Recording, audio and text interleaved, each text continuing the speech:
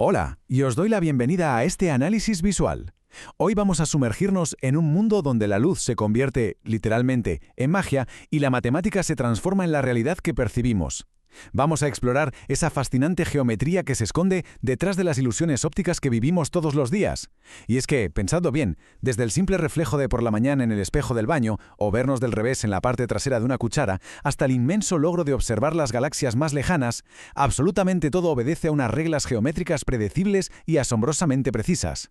Así que vamos a desentrañar los secretos de la óptica geométrica. A ver, para empezar, planteemos una situación que resulta casi increíble. ¿Cómo es posible que un simple trozo de metal bien pulido logre engañar a la mente humana hasta el punto de hacernos ver un objeto tridimensional flotando en el espacio vacío? Existe un experimento famosísimo que utiliza dos espejos curvos enfrentados, con un agujerito en la parte de arriba. Si colocamos un objeto pequeño en el fondo, la luz empieza a rebotar en el interior de tal manera que proyecta lo que parece ser un holograma perfecto del objeto flotando justo encima del agujero. Parece tan, pero tan real que dan unas ganas locas de cogerlo, pero al intentarlo, nada. La mano simplemente atraviesa el aire, es pura ilusión. Y entender exactamente cómo sucede este engaño es el núcleo de nuestro viaje de hoy. Sección 1. La ilusión de las imágenes. Básicamente, la óptica viene a ser la física del engaño visual.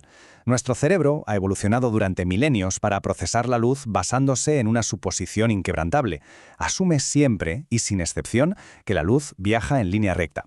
Entonces, cuando alteramos el camino de esa luz, ya sea haciéndola rebotar o doblándola, engañamos al cerebro para que perciba objetos en lugares donde físicamente no hay absolutamente nada. Y aquí entra en juego el primer tipo de imagen del que hablaremos, la imagen virtual. Cuando nos miramos en un espejo plano en casa, vemos nuestra cara al otro lado del cristal, ¿verdad? Pero obviamente no hay nadie detrás de la pared. Lo que ocurre realmente es que los rayos de luz divergen, se separan al rebotar en el cristal. Sin embargo, como el cerebro insiste en que la luz viaja en línea recta, lo que hace es prolongar matemáticamente esos rayos divergentes hacia atrás. Crea la ilusión de que provienen de un punto geométrico detrás del espejo. Es una imagen que ni se puede tocar ni se puede proyectar. Existe puramente como una ilusión óptica procesada en nuestra mente. Pero, en contraste absoluto, tenemos la imagen real. Ojo, porque esto ya no es un truco psicológico, esto es una realidad física.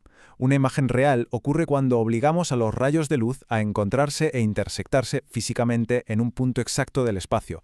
De hecho, si en ese preciso lugar donde se cruzan pusiéramos un trozo de papel o el sensor de una cámara de fotos, la imagen se proyectaría de forma completamente tangible sobre esa superficie. En este caso, la luz realmente está ahí. Sección 2. La ley de reflexión. Toda esta locura de controlar la luz y crear proyecciones se rige por una regla universal que es absoluta. Es la piedra angular de cualquier sistema que use espejos, la ley de la reflexión. El concepto es maravillosamente simple. El ángulo de incidencia siempre es exactamente igual al ángulo de reflexión. Imaginemos una línea imaginaria perfectamente perpendicular a la superficie, a la que llamamos línea normal. Pues bien, el rayo de luz que llega formará un ángulo exacto con ella. Y al rebotar saldrá despedido formando el mismísimo ángulo en el lado opuesto. Y esto es importantísimo, da igual lo curva, rara o compleja que sea la superficie del espejo. A nivel microscópico cualquier curva se comporta como si fueran millones de espejitos planos diminutos, y cada uno de ellos obedece ciegamente esta regla de los ángulos iguales. Y esto nos lleva a la auténtica magia de la parábola. Si cogemos esa ley de reflexión que acabamos de ver y la aplicamos a una curva parabólica, sucede algo extraordinario. Todos los rayos de luz que llegan en paralelo al eje central rebotan, y gracias a la pura geometría de esa curva, todos esos ángulos de reflexión dirigen la luz hacia un único punto de destino. Todos a la vez. A esta intersección singular es a lo que llamamos el foco. Básicamente, la curva parabólica actúa como un destino matemático ineludible. Todos los rayos paralelos acaban encontrándose ahí. Sección 3. Espejos cóncavos y convexos. Vale, con esa ley fundamental clarísima, podemos empezar a crear herramientas ópticas para manipular la luz a nuestro antojo. En este ámbito, trabajamos sobre todo con dos grandes familias de espejos esféricos, y cada una tiene, por así decirlo, un superpoder distinto. Por un lado tenemos los espejos cóncavos. Estos se hunden hacia adentro. Imaginaos el interior de una cuchara sopera. Su función principal es converger, es decir, concentrar la luz. Al enviar los rayos hacia un foco real, son capaces de formar tanto imágenes reales que podemos proyectar como ilusiones virtuales gigantescas. Por otro lado, están los espejos convexos. Estos se abomban hacia afuera como la parte trasera de esa misma cuchara. Su trabajo es justo el contrario, divergir o dispersar los rayos. Y como los rayos se separan y nunca llegan a unirse físicamente, los espejos convexos siempre crean imágenes virtuales que son más pequeñas que el objeto real. Y ojo, que estas formas no se quedan en una simple teoría en una pizarra, dictan cómo interactuamos con el mundo moderno. Los espejos cóncavos son increíbles recolectores de luz, de hecho, son la base del telescopio espacial James Webb. Utiliza su inmensa concavidad para atrapar y concentrar esa luz debilísima que nos llega de las primeras galaxias del universo.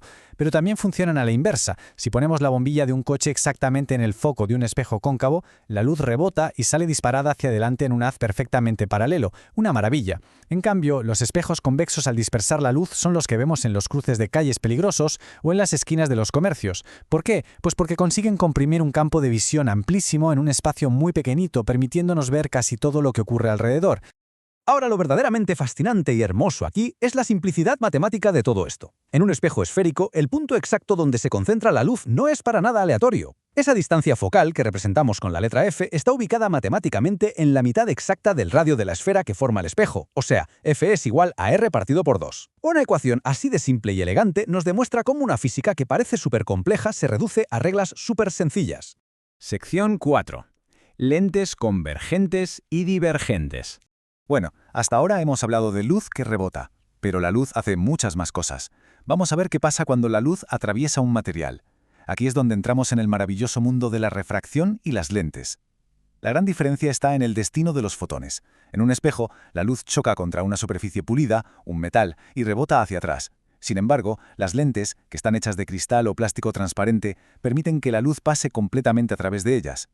Al entrar en ese nuevo material, la luz cambia de velocidad y se dobla, se refracta, y al hacerlo, se dirige hacia un punto focal que está situado al otro lado de la lente. El mecanismo físico es completamente diferente al del espejo, pero sorprendentemente obedece un mapa geométrico muy parecido. Sección 5. El proceso de trazado de rayos. Vale, entonces, ¿cómo sabemos exactamente qué tipo de imagen va a aparecer y en qué sitio? Pues no nos hace falta un ordenador de la NASA ni matemáticas avanzadas. Tenemos una técnica visual súper metódica llamada proceso de trazado de rayos. Y esto nos demuestra que podemos resolver cualquier misterio óptico usando solo 3 reglas de oro. Vamos allá. Primera regla. Cualquier rayo de luz que viaje en paralelo al eje central siempre va a pasar por el foco después de rebotar o atravesar la superficie. Segunda regla, que es justo la inversa. Cualquier rayo que pase primero por el foco saldrá disparado de forma completamente paralela al eje. Y tercera regla. Cualquier rayo que golpee el centro exacto, el vértice, va a rebotar o atravesar manteniendo el mismo ángulo con el que llegó, como si fuera un espejo plano perfecto. Si trazamos esas 3 líneas en un papel, el misterio se resuelve solo. El punto exacto donde se cruzan esos rayos, o sus prolongaciones matemáticas hacia atrás, nos chiva la ubicación exacta donde va a aparecer la imagen óptica. Y no solo eso, el tamaño de esa intersección vertical nos dice de inmediato si la imagen se va a ver más grande, más pequeña o si estará del revés. Literalmente, al dibujar estas simples líneas, estamos destripando el truco de magia paso a paso. Sección 6. La chuleta matemática.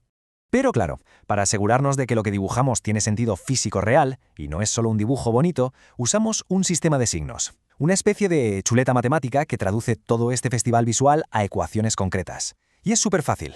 Usamos un eje de coordenadas de toda la vida. Ponemos el espejo o la lente en el punto 0. A partir de ahí, todo lo que esté hacia la izquierda o hacia abajo lleva un signo negativo. Todo lo que esté hacia la derecha o hacia arriba es positivo. Punto. Por lo tanto, si ponemos un objeto a la izquierda, su posición será negativa. El foco de un espejo cóncavo está a la izquierda, así que su distancia focal es negativa. En un espejo convexo, el foco está escondido a la derecha, por lo que es positivo. Además, esto nos da la clave para el aumento. Si al calcular nos sale un número negativo, significa que la imagen se verá del revés, invertida. Si nos sale positivo, la imagen estará derecha. Los números nos cuentan exactamente la misma historia que las líneas. Para terminar, tomémonos un segundo para asimilar la magnitud de lo que hemos visto hoy. Toda, absolutamente toda nuestra percepción visual del mundo que nos rodea, ya sea algo tan cotidiano como vernos con la cara gigante en una cuchara de café, hasta la tremenda proeza científica de captar galaxias primitivas al borde del universo observable, todo depende de las reglas inmutables que siguen esos diminutos fotones de luz. Con unas simples líneas y ángulos podemos predecir el comportamiento de la luz y diseñar los instrumentos que nos permiten observar el cosmos. Pensando bien, ¿acaso no es fascinante darse cuenta de que detrás de cada espejismo, de cada ilusión visual, hay un orden geométrico absolutamente perfecto esperando a ser descubierto? Nos hace ver el mundo con otros ojos, sin duda.